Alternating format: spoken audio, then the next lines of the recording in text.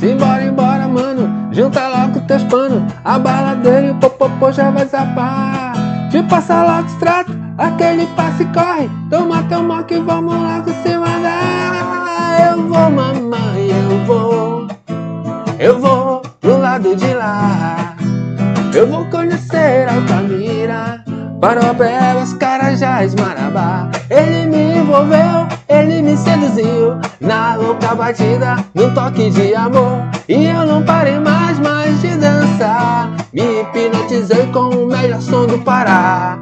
Fala, meus bacanas, mais um vídeo aqui no canal. Depois de muito tempo tem vídeo novo aqui no canal. Deixa eu guardar esse violão aqui. Agora sim. No último mês, galera, o brega se tornou patrimônio cultural e imaterial do estado do Pará.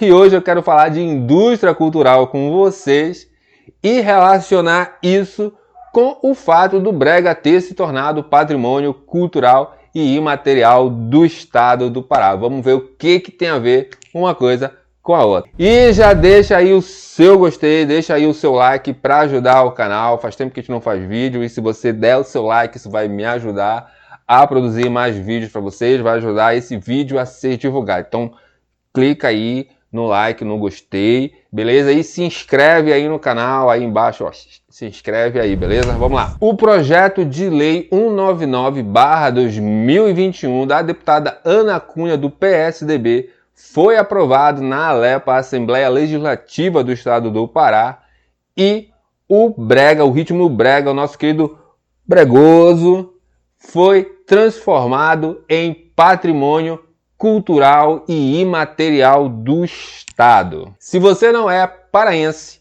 amazonense ou amapaense e não toma açaí do jeito certo, você provavelmente não conhece o nosso brega e as suas variações, o tecnobrega, o calypso, o brega funk e por aí vai. O ritmo brega chegou aqui no Pará por volta dos anos de 1970 a 1980 e se desenvolveu a partir da Jovem Guarda. Enquanto no Sul e no Sudeste quem dominava era a Jovem Guarda, o brega dominou o Norte e Nordeste e fincou raízes aqui no Pará. Há aqueles que acreditam que o brega é a Jovem Guarda reciclada. Isso não é nenhum absurdo se você considerar que a Jovem Guarda já estava falida. Isso foi um dos motivos que fizeram artistas como Edson Vander e Adilson Ramos saírem da Jovem Guarda com os dias contados e virem se juntar aqui no Norte com Mário Coca, Luiz Guilherme e, claro, Ted Max. Vale lembrar que em 2015 a música Maestro, qual é a música? Ao pôr do sol eu vou te dizer que o nosso amor não pode morrer, de Ted Max, foi eleita a música que melhor representa a capital paraense. E apesar disso, há alguns questionamentos sociológicos e antropológicos sobre a forma, e é importante deixar isso bem claro, é sobre a forma pela qual o brega veio a se tornar patrimônio cultural e imaterial do Estado. E esses questionamentos são importantes para a gente tratar de um tema sociológico bem complicado, mas eu vou tentar falar aqui de maneira rápida e mais clara possível para vocês, que é a indústria cultural. Mas afinal, o que é essa indústria cultural que se tanto fala dentro da sociologia? Entre os anos de 1920 e 1940 surgiu na Alemanha uma escola de pensamento conhecida como escola crítica ou da negação.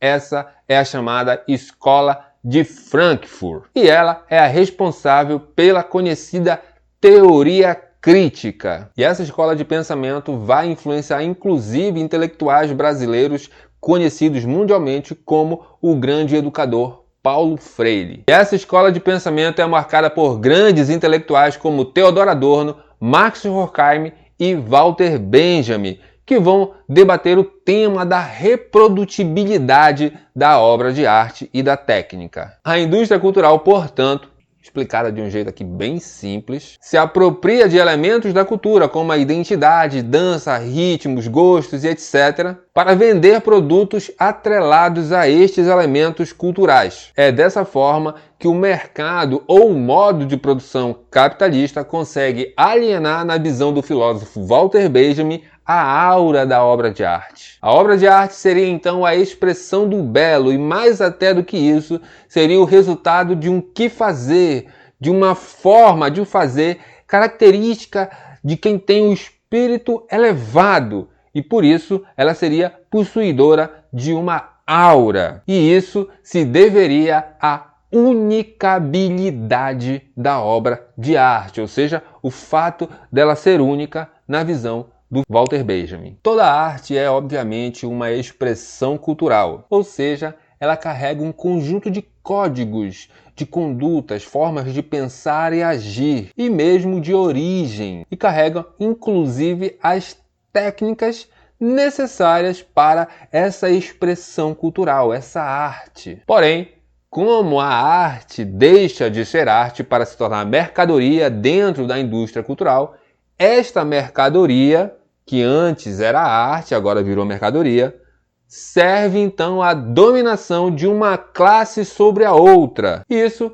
de acordo com Adorno e Horkheim. E você pode dizer assim, Leone, papo furado isso aí. Não é não, galera. É só vocês perceberem quem é, dentro das classes, quem tem grana ou quem é liso, que tem mais acesso a determinadas artes e a determinadas questões culturais. Obviamente que quem tem grana consegue ter maior acesso a bens culturais para consumir. E dessa forma, a arte perderia a sua função pedagógica de acordo com Adorno e Walter Benjamin. Foi dessa forma, criando identidades em série, ou seja, produzidas de maneira como se fossem mercadorias em uma fábrica, que governos totalitários dominaram a Europa durante o século XX. E mais recentemente no Brasil, basta você observar quem está à frente da Fundação Palmares e os malucos aí que já passaram pelo Ministério da Cultura. Tudo isso para impedir que a cultura cumpra uma função de crítica social. Mas atualmente, o melhor exemplo que nós temos de identidades em séries produzidas pela indústria cultural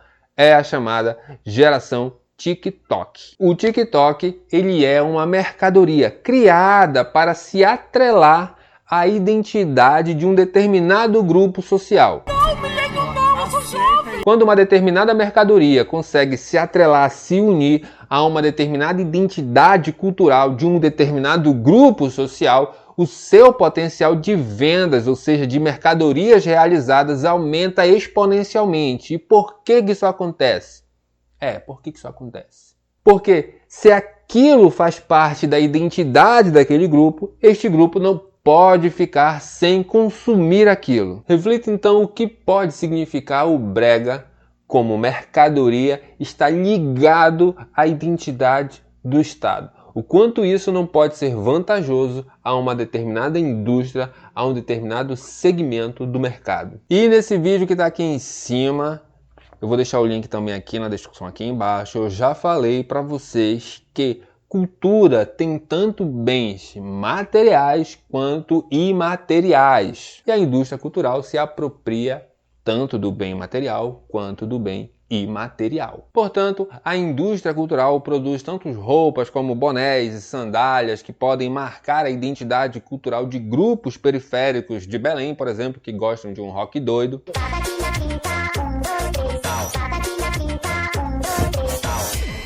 Ou bens imateriais, como as gírias, a forma de falar. Sim, se você ainda não percebeu, a palavra é uma das coisas que mais foi apropriada pela indústria cultural para vender coisas nos últimos anos. É só você ficar atento aí em como as propagandas se dirigem. E isso para comunicar mudanças na identidade cultural que eles estão tentando promover. Os memes também são bens culturais que foram apropriados pela indústria cultural. Basta você observar também o tanto de coisa aí que é vinculada a meme, tanto de mercadoria, de coisas querendo vender, que se vincula a memes. E existe hoje toda uma geração que se identifica com memes. Tem gente até que fica vendo meme para não se sentir depressivo. E as redes sociais que mais crescem são aquelas que têm a melhor capacidade de veicular memes, sejam fotos ou vídeos. E claro que a música também, o ritmo, foi apropriado pela indústria cultural. E esse é o ponto que eu queria chegar para a gente falar do brega e juntar aí com a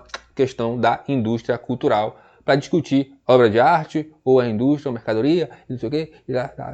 Se há bens materiais e imateriais, portanto, no caso do brega, o que foi tornado patrimônio? Que bem que virou patrimônio? Tudo ou nada. Se o brega é nosso, do Pará, por que ele se tornou também patrimônio cultural e imaterial de Recife? Olha aí.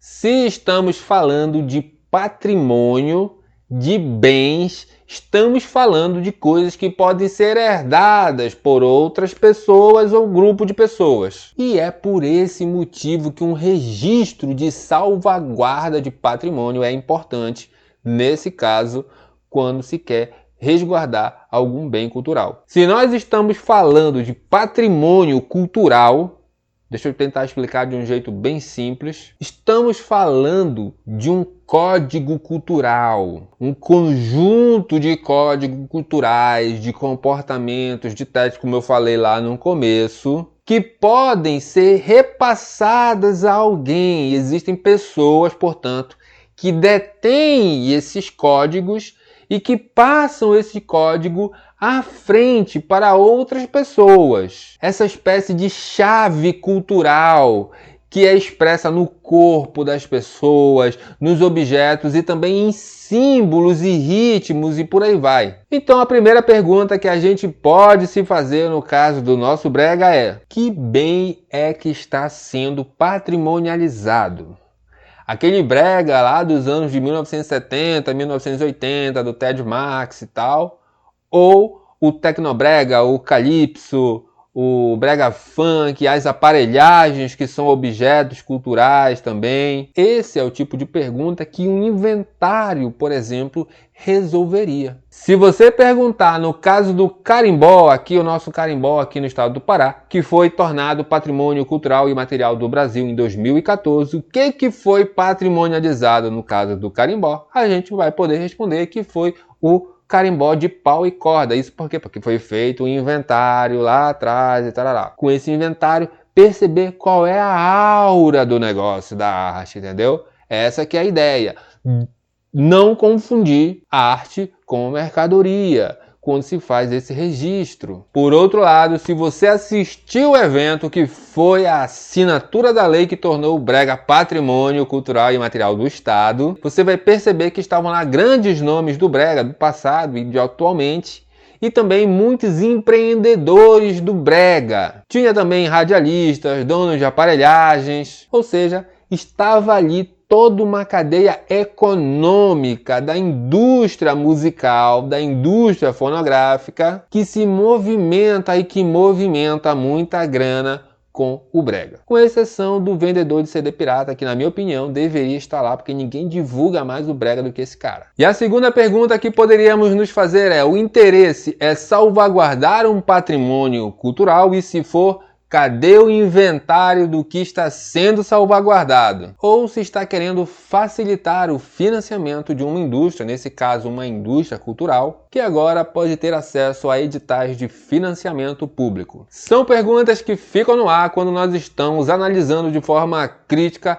diversos aspectos de uma determinada realidade social como essa. O brega é sem dúvida um elemento cultural do estado do Pará e você percebe isso quando você está em diversas regiões do estado. E com certeza tem diversos artistas, pessoas realmente que se enganjam nisso porque são verdadeiros artistas, são cantores, compositores, dançarinos, músicos. Podemos dizer que o brega é uma expressão cultural urbana do estado do Pará. Entretanto, o brega é também um elemento cultural apropriado pelo mercado para produzir lucro, e não necessariamente isso é uma coisa ruim, como ocorre com diversos outros bens culturais e dessa forma influenciar os próprios gostos para gerar cada vez mais lucros e mais vendas. O brega, como qualquer outro elemento cultural, está entre a arte e a indústria. E eu vou ficando por aqui, galera, mas isso não é tudo, você já sabe disso, fazia um tempão que eu não fazia vídeo e esse vídeo deu muito trabalho, galera, deu muito trabalho, então se inscreve aí no canal, deixa aí o seu gostei nesse vídeo, porque deu muito trabalho para fazer, para entregar um material legal para vocês aí. E eu queria agradecer aqui ao meu amigo Pierre Azevedo, que é cientista social, fizemos faculdade juntos e hoje ele é mestrando em Patrimônio Cultural na Universidade Federal do Pará. E foi os nossos bate-papos via WhatsApp sobre o assunto que me ajudaram a escrever esse roteiro. Então sigam aí o Pierre aí no Instagram, tá aí o Instagram dele. Esse tema de indústria cultural foi um tema pedido em 2020 para falar sobre indústria cultural, sobre escola de Frankfurt um pouco, então tá aí, pedido atendido. E se você tem algum tema, alguma coisa que você acharia interessante falar, comenta aí. Compartilhe esse vídeo, galera, vamos compartilhar esse vídeo. Um beijo, pai d'égua, para vocês e a gente se vê no próximo vídeo.